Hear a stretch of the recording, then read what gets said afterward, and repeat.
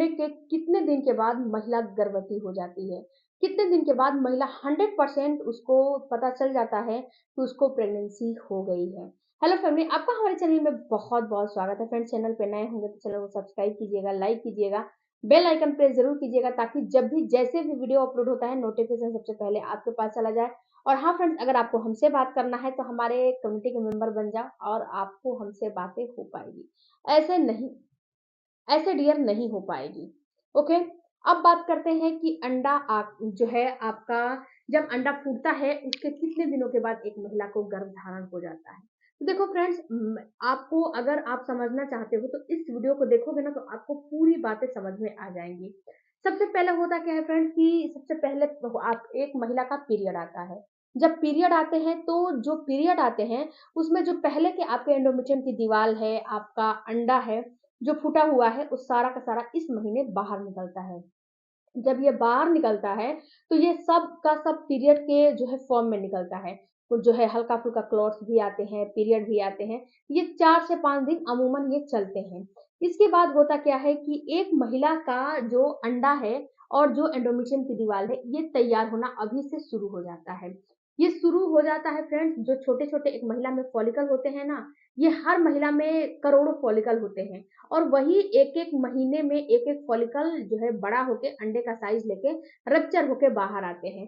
तो ये जो फॉलिकल है ना, ये मैच्योर होना शुरू हो जाते हैं पीरियड से, मतलब पीरियड में ही पीरियड के 1 से 2 दिन के बाद से ये फॉलिकल धीरे-धीरे मैच्योर होना शुरू हो जाते हैं और एंडोमेट्रियम की दीवार भी धीरे-धीरे बनना शुरू हो जाती है। तो उसके बाद होता है, ये जब मैच्योर हो जाते हैं 13 से 14 दिन में, तो ये ओवुलेशन के टाइम पे निकल के बाहर आते हैं। जब ये निकल के बाहर आते हैं तो यहाँ पे जब ये बाहर आते हैं ना, इसी प्रक्रिया को बोला जाता है ओवुलेशन या फिर अंडे का फूटना। ये दोनों चीज़ एक ही होता है। तो यहाँ पे जब आपका अंडा रिलीज़ होके बाहर आ जाता है, तो आपको 3 से 4 जो है डेट दिया जाता है कि अब आपका ओवुलेशन होगा, अब आपको रिलेशन में रहना चाहिए। तो यहाँ पे एक चीज़ आपको समझना है कि रिलेशन अगर आप एग्ज़ैक्ट टाइम पे बना लेते हो, तो 100% कंसीव हो जाएगा। अगर कोई भी दिक्कत, कोई भी प्रॉब्लम अगर आपको नहीं है तो, बिल्कुल ही आपको गर्भ रुक जाएगा। यहाँ पे एग्ज़ैक्ट टाइम क्या है? यहाँ पे एग्ज़ैक्ट टाइम आपका ओवुलेशन है। सपोज़ इसकी 28 दिन और 30 दिन की पीरियड की साइकिल है, तो आपका एग्ज़ैक्ट डेट 14वें दिन होगा। तो आपको 2 दिन पहले से रिलेशन बनाने हैं, 2 दिन बाद तक रिलेशन बनाने हैं। ऐसा क्यों? क्योंकि अगर मैंने बताया कि 14वें दिन आपका ओवुलेशन हो रहा है, तो अगर आपको 13वें दिन के रात में हो गया, 14वें दिन के रात में हो गया, 13वें दिन के दिन में हो गया, 14वें दिन के रात में 15वें दिन जो है 15वें दिन में हो गया, तो 1 दिन ऊपर-नीचे आपके ओवुलेशन के जैसे पीरियड्स होते हैं ना, वैसे ओवुलेशन के भी 1 दिन आगे-पीछे होते हैं। ये बिल्कुल नॉर्मल होता है, इसमें कोई परेशान होने की बात नहीं है और आपको घबराने की बात नहीं है कि 2 दिन ये ऊपर-नीचे नॉर्मल होते हैं। तो आपको इसीलिए 4 से 5 डेट दिया जाता है कि आप डेली का नहीं, लेकिन अल्टरनेट डेज़ पे कॉन्टैक्ट आपको ज़रूर बनाने चाहिए। अब यहाँ पे दूसरी बात आती है फ्रेंड्स कि जब आपने कॉन्टैक्ट भी बना लिया, आपका अंडा स्पर्म फर्टिलाइज़ भी हो गया, अब कैसे पता लगाओगे कि आपका प्रेगनेंसी है या नहीं है? तो यहाँ पे होता क्या है कि जब आपका अंडा स्पर्म मीट अप कर लेते हैं, तो यहाँ पे ये 7 से 8 दिन आपके फ़्लैपियन ट्यूब में रहते हैं। अभी आपको गर्भ नहीं, मतलब कि गर्भधारण नहीं हुआ है, अभी आपको कुछ समझ में नहीं आएगा कि अभी आपको गर्भधारण हुआ है, केवल ये फर्टिलाइज़ेशन की प्रक्रिया हुई है। अब क्या होता है कि जब अंडा स्पर्म फ़्लैपियन ट्यूब में रहते हैं, तो ये ज़ायगोट बनाते हैं। यानी कि कई सेल्स में डिवाइड होके 36 गुणसूत्र माँ से 36 गुणसूत्र पिता से जो मिलता है, कई सेल्स में डिवाइड होके एक बच्चे का निर्माण, सब मिलके एक बच्चे का निर्माण करते हैं। तो यहाँ पे जो ज़ायगोट छोटा-सा बना हुआ रहता है ना, बहुत गेहूँ के दाने के बराबर रहता है।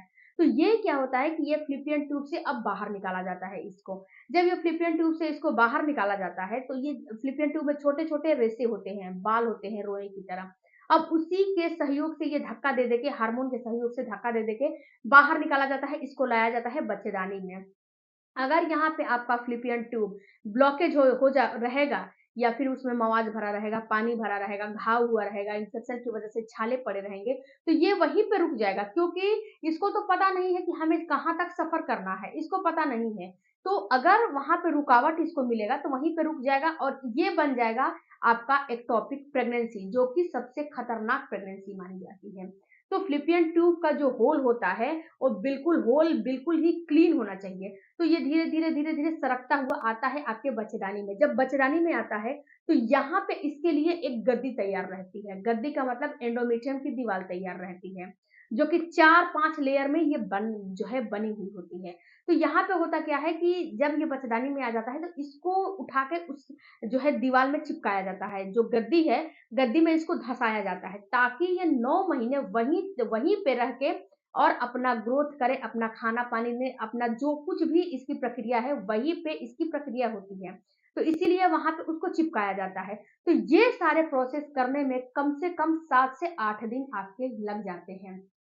उसके बाद होता क्या है कि इसको जब चिपका दिया जाता है, यानी कि ये हार्मोन की the progesterone hormone, HCG hormone की के द्वारा इसको धँसाया जाता है। उसको हल्का-सा कुरेद के एंडोमेट्रियम की दीवार को, हल्का-सा उसको गड्ढा बना के उसको वहाँ पे चिपकाया जाता है। जब ये वहाँ पे अच्छे से चिपक जाता है, तब आपका एचसीजी हार्मोन बनना शुरू होता है और उसके साथ-साथ आपके प्लेसेंटे का निर्माण होना शुरू हो जाता है और यहीं से आपकी प्रेगनेंसी की प्रक्रिया शुरू हो जाती है। इसके पहले आपको प्रेगनेंसी की इसके पहले आपको प्रेगनेंसी का कोई भी सिम्पटम्स, कोई भी लक्षण कुछ भी दिखाई नहीं देगा और अभी भी बहुत ही नाम मात्र का लक्षण दिखाई देगा। अगर उस पे आप गौर करोगे तो समझ पाओगे, अगर नहीं करोगे तो नहीं समझ में आएँगे, क्योंकि जायगोट बहुत ही छोटा है और एचसीजी हार्मोन धीरे-धीरे बनना शुरू हुए हैं। और जो प्लेसेंटा का निर्माण हुआ है, ये प्लेसेंटा का निर्माण इसीलिए होता है, बच्चे के नाभि से और माँ के नाभि से ये जुड़ा रहता है। ताकि बच्चे को जो भी खाना-पानी जो भी देना है, इस गर्भनाल होता है, इसी के माध्यम से बच्चे के पास जाता है। तो यहाँ पे होता क्या फ्रेंड्स कि अभी आपका पीरियड आने का टाइम आ चुका है, यानी कि अभी आपका पीरियड आने में कम से कम 4 से 5 दिन, 6 दिन बस इतना ही बाकी है। तो आपको कुछ लक्षण यहाँ पे दिखाई देंगे। जब यहाँ पे बच्चे को धँसाया जाएगा तो हल्का-सा स्पॉटिंग ब्लीडिंग हो जाएगा, आपके पेट वाले के निचले हिस्से में हल्का-सा दर्द हो जाएगा। तो यहाँ पे इन सारे लक्षण को देख के आप समझ सकते हो बहुत माइल्ड लक्षण रहते हैं। इसको देख के ये अंदाज़ा लगाओगे कि हाँ, आपको गर्भ धीरे-धीरे रुक रहा है। उसके बाद आपका पीरियड मिस हो जाता है और जब पीरियड मिस हो जाता है और जब टेस्ट कर लेते हो तो डबल लाइन आ जाता है, तो आपको 100% कन्फर्म हो जाना चाहिए कि आपको गर्भ रुक गया है। अंडा फूटता है तो अंडा फूटने के अमूमन 8 दिन के बाद आपके गर्भ स्थापित होता है, गर्भधारण की प्रक्रिया शुरू होती है। इसके पहले आपको गर्भधारण की प्रक्रिया शुरू नहीं होती है। अगर यहाँ पे इस फेज़ को इम्प्लांटेशन का फेज़ कहा जाता है।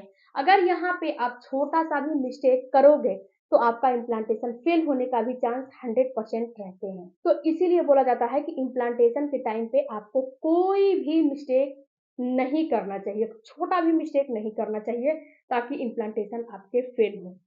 ओके? आपको प्रेगनेंसी होती है और जो पीरियड आए हैं, उसके 1 हफ्ते पहले आपको प्रेगनेंसी की प्रक्रिया शुरू होगी। 1 हफ्ते पहले आपको प्रेगनेंसी की प्रक्रिया शुरू हो जाएगी। आई होप फ्रेंड्स कि आपको ये वीडियो में सारी बातें क्लियर हो गई होगी, समझ में आए होंगे। तो चैनल को सपोर्ट कीजिएगा, सब्सक्राइब कीजिएगा। मिलते हैं अगले वीडियो में, तब तक धन्यवाद।